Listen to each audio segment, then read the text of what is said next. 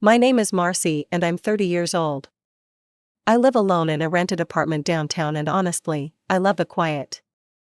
After working all day dealing with people and their problems, coming home to silence is like a gift. I've been living here for 3 years now, and it's the first place that's ever felt like mine. I work in customer service for an insurance company. It's not glamorous, but it pays the bills and my boss is pretty cool about letting me work from home sometimes. My family is complicated. My parents, Linda and Bob, are in their early 60s. They're the kind of people who always have opinions about everything and aren't shy about sharing them. My older sister Janice is 33 and has 3 kids, Tommy who's 8, Sarah who's 6, and little Jake who just turned 4. My parents used to live in this nice 2-bedroom house about 20 minutes from my apartment. They bought it when I was in high school and always talked about how it would be their retirement home. Dad worked as a mechanic for 30 years before his back gave out, and Mom was a secretary at a doctor's office until she decided she was too tired to work anymore. They're not rich, but they're not poor either. They just like to complain about money a lot. Last Tuesday was one of those perfect evenings. I got home from work around 6, made myself a grilled cheese sandwich, and settled in to watch some Netflix. The apartment was so quiet I could hear the neighbor's cat purring through the wall. I was thinking about maybe taking a bath later when the doorbell rang. I wasn't expecting anyone. My friends usually text before coming over, and the landlady always calls first. I looked through the peephole and nearly fell over. It was my parents, standing there with 2 enormous suitcases. "Mom, Dad," I said as I opened the door, "what are you doing here?" They both had these huge grins on their faces like they'd just won the lottery. Mom pushed past me into the apartment before I could even invite them in. "Surprise," she said, dragging one of the suitcases behind her, "we're moving in." Dad followed with the other suitcase, "Hope you don't mind, kiddo. We're going to be roommates for a while." I stood there with my mouth open. "What do you mean, moving in? What happened to your house?" Mom plopped down on my couch like she owned the place. "Oh, we gave that to Janice and Mark, they need it more than we do with all those kids. It's much better for them than that cramped apartment they were renting." "How temporary will you be staying with me?" "Just a month," Dad said, "maybe 2 at the most. Just until we find a nice rental place." "You wouldn't kick your own parents out on the street, would you?" I felt like I was in some kind of weird dream. I need to call my landlord. I have to get permission for guests to stay this long. I went to my bedroom and called Mrs. Chen, my landlady. She's this sweet Chinese woman who owns 3 properties in the building. "Hi, Mrs. Chen, I have a situation. My parents just showed up with suitcases and want to stay with me for a month or 2, is that okay?" Mrs. Chen was quiet for a moment. "As long as they're not causing trouble, I suppose it's fine. You're a good tenant, Marcy, I trust your judgment." When I came back to the living room, my parents had already made themselves comfortable. Dad was watching TV and Mom was looking through my kitchen cabinets. "My landlady is fine with it," I told them. "Of course she is," Mom said, "we're lovely people." "Now, what do you have for dinner?" "I'm starving." I looked at my half-eaten grilled cheese sandwich. I wasn't really planning on cooking tonight. "Don't worry about it," Mom said, "I'll make something." "Do you have any pasta?" And just like that, my quiet evening was over. Mom took over my kitchen, Dad commandeered my TV, and I found myself sitting at my own dining table feeling like a guest in my own home. "This is going to be fun," Mom said as she boiled water for spaghetti. "Like a sleepover that lasts a month." I forced a smile. "Yeah, fun." But deep down, I had a feeling this wasn't going to be the temporary arrangement they promised. I know my parents, and when they get comfortable somewhere, they tend to stay. I just hoped I was wrong. The first few days weren't too bad. Mom cooked dinner every night, and I have to admit, it was nice coming home to a hot meal. Dad helped me fix a leaky faucet in the bathroom, and they even went grocery shopping with their own money. I started thinking maybe this arrangement could work out after all. After 2 weeks, everything changed. Mom suddenly stopped cooking dinner for me every night. I'd come home from work expecting to find a hot meal waiting, but instead I'd find a note saying there were leftovers in the fridge or that I should make something myself. "I'm tired of cooking for you," she announced one evening when I asked about dinner. "You're young and you can cook for yourself, I'm not your maid." That hurt, but what made it worse was that she still cooked for Dad every single night. I'd watch her make him a full plate of food while I heated up a frozen dinner or made a sandwich. When I pointed this out, she just shrugged. The cooking thing was just the beginning. What really started driving me crazy was that my parents never offered to help with rent or utilities. Not once. Meanwhile, I was paying for everything else: rent, electricity, water, internet, cable. When I hinted that they could contribute something, Dad would start talking about his back problems and how he couldn't work anymore. Then Janice started bringing her kids over every day.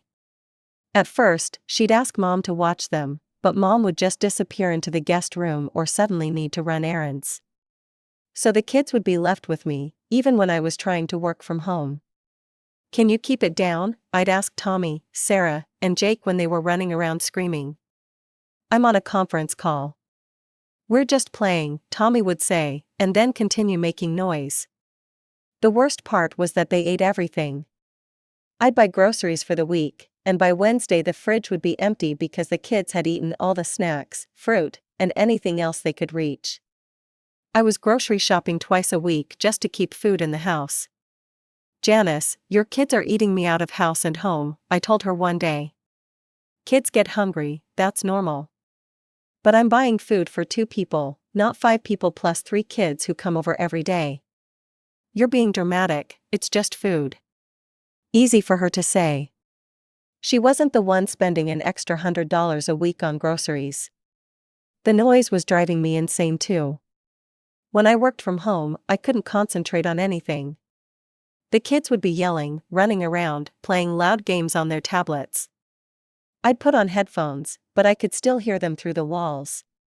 But the final straw came on a Thursday evening in late October. I walked into my apartment and immediately saw that something was wrong. My laptop was sitting on the coffee table, and there was a sticky puddle underneath it. "What happened to my laptop?" I asked Mom, who was sitting on the couch watching TV. She looked guilty. "Oh, that. Well, the children were bored, so I thought they could watch some cartoons on your computer." I lifted the laptop and juice dripped out of it. "They spilled juice on it."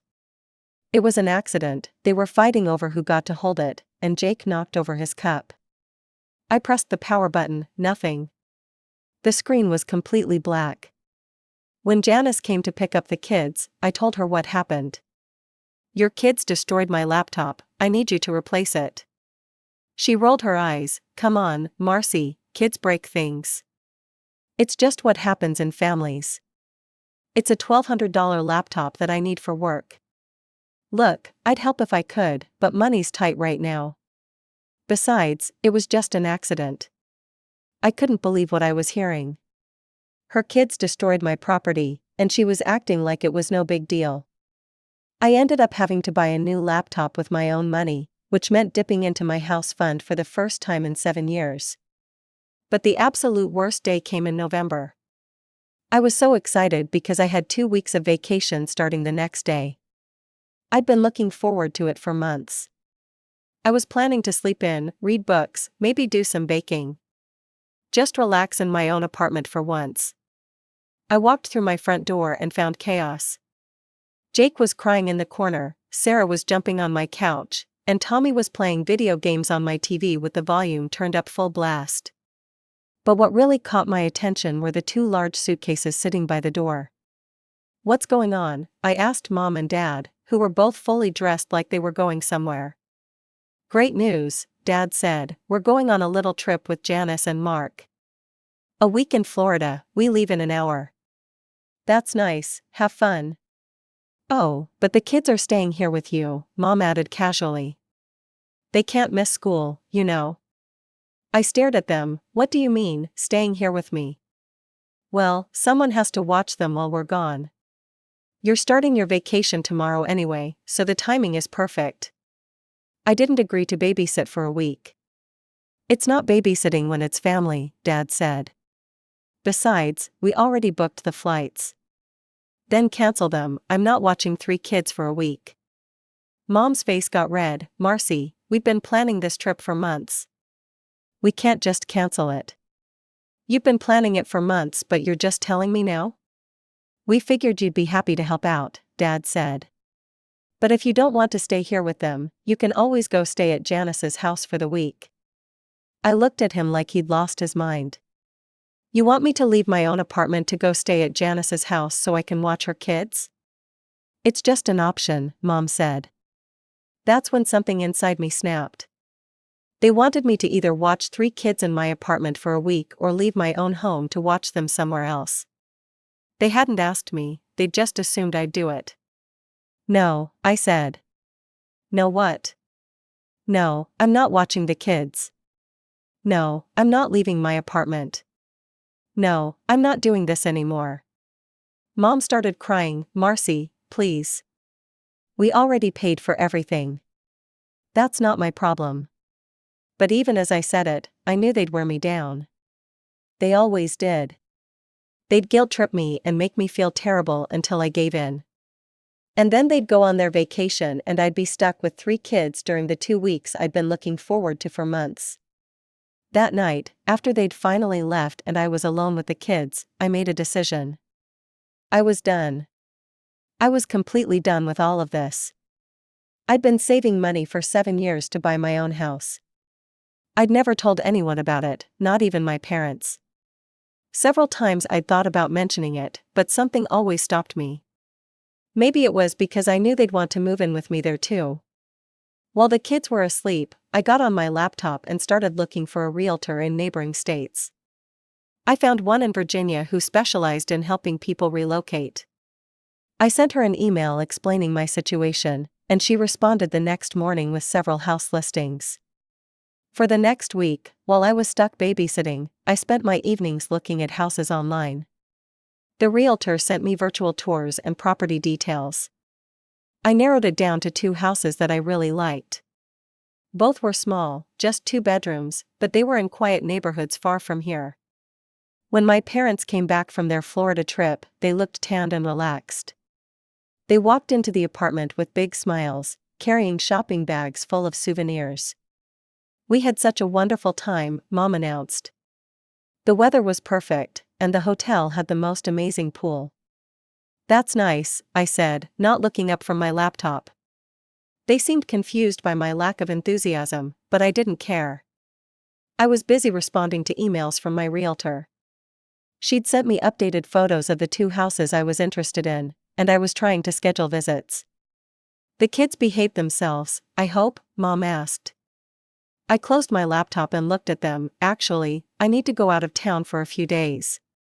My college friend Emily lives in Virginia and I haven't seen her in years. It wasn't exactly a lie, I did have a friend named Emily who lived in Virginia, even though I wasn't planning to see her. The next morning, I packed a small suitcase and drove to Virginia. It took me about 4 hours, and I spent the whole drive thinking about how quiet my car was compared to my apartment. No kids screaming, no parents complaining, no TV blaring. Just me and the road. I met my realtor, Susan, at a coffee shop near the first house. She was a woman in her 50s with short gray hair and a friendly smile. So you're looking to relocate completely? She asked. Yes, I need a fresh start. The first house was nice but too close to a busy street. I could hear traffic noise even with the windows closed. The second house, though, was perfect. It was a small 2-bedroom place on a quiet street about 10 minutes outside town. The yard was tiny but well maintained, and there were woods behind the property. It's peaceful here, I told Susan as we walked through the empty rooms. The owner moved to a nursing home last month. Her daughter just wants to sell it quickly. What's the neighborhood like? Mostly older couples and young families, very quiet. The biggest excitement is probably the annual block party in the summer. That sounded like heaven to me. I want to make an offer. Are you sure? You've only seen 2 houses. I'm sure. We spent the rest of the afternoon at Susan's office filling out paperwork. The seller accepted my offer that same evening.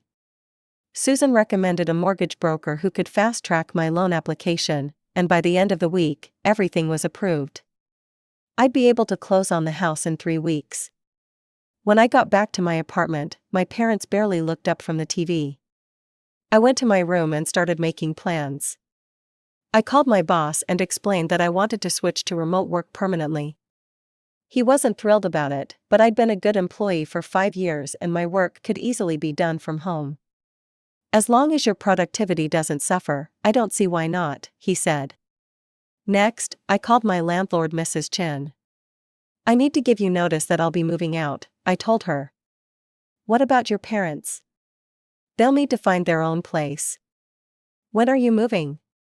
I'd like to pay for 2 more months and then terminate the lease. That way my parents have time to find somewhere else. That's very generous of you, Marcy. Generous? I didn't feel generous. I felt like I was finally taking control of my own life. I also arranged for a moving company to come pack and transport my things. I didn't have much, mostly clothes, some small appliances, and my TV. Everything else belonged to Mrs. Chen. The hardest part was keeping it all secret. Every day I came home and acted normal while my parents complained about their various ailments and Janice dropped off her kids without warning. I wanted to scream at all of them, but I kept quiet and waited for the right moment. That moment came 3 weeks later. Janice was throwing a party at her house, some birthday celebration for one of Mark's friends. She'd been talking about it for days. "You're coming, right?" she asked me on Friday. "I don't think so, I'm tired and I just want to relax at home." Saturday evening, my parents got dressed up and headed to Janice's party. As soon as they left, I called the moving company. I'd arranged for them to come at 8 o'clock, after my parents were gone. 3 guys showed up with a truck and started loading my stuff. It didn't take long, I'd already packed everything in boxes over the past week. By 10 o'clock, my apartment was empty except for Mrs. Chen's furniture. I left a note on the kitchen table. "Mom and Dad, I bought a house in Virginia and I'm moving there tonight. I'll be living alone, and I won't be taking you with me. You have 2 months to stay in this apartment while you look for a new place. I already paid Mrs. Chen. Don't try to contact me. I need space from all of you, Marcy." I took one last look around the apartment that had been my sanctuary for 3 years. It felt strange leaving it, but I wasn't sad, I was excited. The drive to Virginia took longer at night, but I didn't mind. I had my favorite playlist on, and every mile I drove felt like another step toward freedom. My phone started ringing about halfway there, Mom's ringtone. Then Dad's, then Janice's. I didn't answer any of them. By the time I pulled into my new driveway, I had 17 missed calls and 12 text messages. I didn't read them, I already knew what they said. I unlocked the front door of my new house and stepped inside. It was completely empty and completely quiet.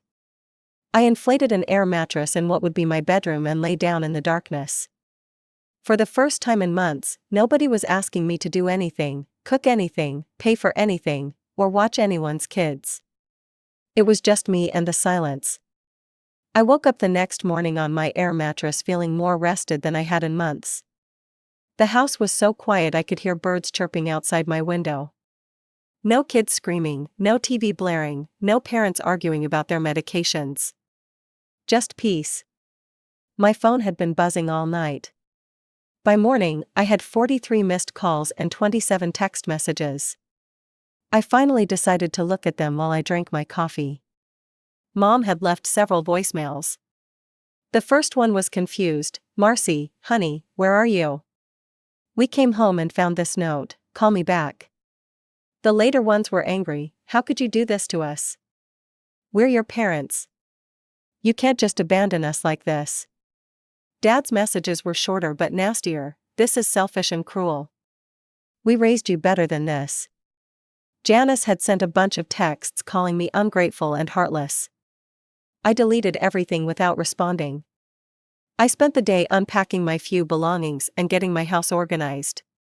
The moving company had delivered everything that morning, and it felt good to put my clothes in my own closet and set up my TV in my own living room. Everything looked small in the new space, but I didn't care. It was mine. The next day, my mother called while I was eating lunch. I almost didn't answer, but I figured I should at least talk to them once. "Marcy, how could you just leave like that? Without even discussing it with us?" There was nothing to discuss. Of course there was, we're a family. You should have consulted us before buying a house. Why, so you could invite yourselves to move in? Don't be ridiculous, we just think you made a mistake. But it's okay, we forgive you. Just tell us your address and we'll come help you get settled. I almost laughed. "I'm not giving you my address." "What do you mean?" "I mean I moved away from you on purpose. I don't want you to know where I live." Mom was quiet for a moment. Then she started crying. "How can you say that? We're your parents. You're the parents who gave your house to Janice for free and then moved in with me without asking. You're the parents who never contributed a penny toward rent or utilities. You're the parents who let your grandchildren destroy my laptop and then acted like it was no big deal. We didn't know you felt that way. I told you how I felt, you just didn't care. We care, we love you. If you loved me, you would have respected my space and my boundaries. But we don't have money to rent an apartment. That's not my problem anymore. You have savings, Mom, I know you do. You just don't want to spend your own money when you can live off other people." "That's not true." "It is true, you gave Janice a free house and expected me to give you free rent. Well, now you can go live with Janice's family in the house you gave them. There's not enough room in that house for all of us. Then I guess you'll have to figure something else out." I hung up. Over the next week, other relatives started calling. First my Uncle Jim, Dad's brother. "Marcy, I'm ashamed of you, you can't just abandon your parents like this." "Actually, Uncle Jim, I'm proud of myself. And if you're so worried about my parents, they're welcome to move in with you. Your house is plenty big enough." He was quiet for a moment. "You're being unreasonable." "I'm being fair, if you think they need help, then help them yourself." He hung up on me. I had similar conversations with my Aunt Carol, my cousin Mike, and several other family members. They all thought I was terrible for leaving my parents, but none of them offered to take my parents in themselves. After about a week, the calls stopped. I blocked all their phone numbers, deleted my social media accounts, and created new ones under a different name. I even changed my phone number and email address. I wanted a completely fresh start. 2 months later, I was working in my home office when I heard car doors slamming outside. I looked out the window and saw my parents' car in my driveway. My heart started racing, they'd found me somehow. I didn't answer the door when they knocked. "Marcy, we know you're in there," Mom shouted, "open this door right now." "We drove 4 hours to see you," Dad yelled. "The least you can do is talk to us." "This is a beautiful house," Mom called out. "You have plenty of room for us." I called the police and told them there were people on my property who wouldn't leave. The officer who came out was very polite but firm.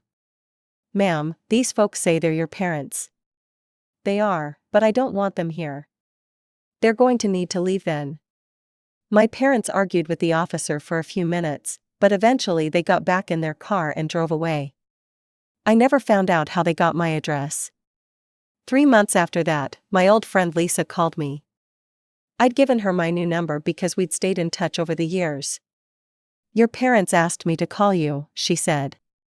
"They say they're sorry and they want to make things right. They want you to call them.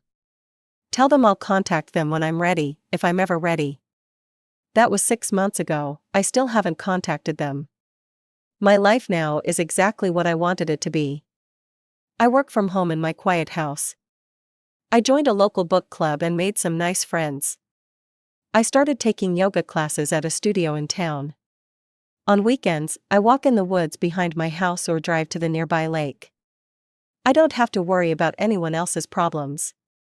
I don't have to cook for anyone, clean up after anyone, or pay for anyone else's expenses. When I want to watch TV, I watch what I want. When I want to eat dinner, I eat what I want. Sometimes people ask me if I miss my family. The honest answer is no. I miss the idea of having a loving, supportive family, but I don't miss the reality of what my family was actually like. I know my parents have money saved up. I know they can afford to rent their own place. They just don't want to spend their own money when they can guilt someone else into supporting them. But that someone isn't going to be me anymore. I don't think I was cruel to them. I think I finally stood up for myself after years of being taken advantage of. I gave them 2 months' notice and 2 months of free rent to find a new place. That's more than most people would have done. Now I live the way I want to live, with people who respect my time and my space.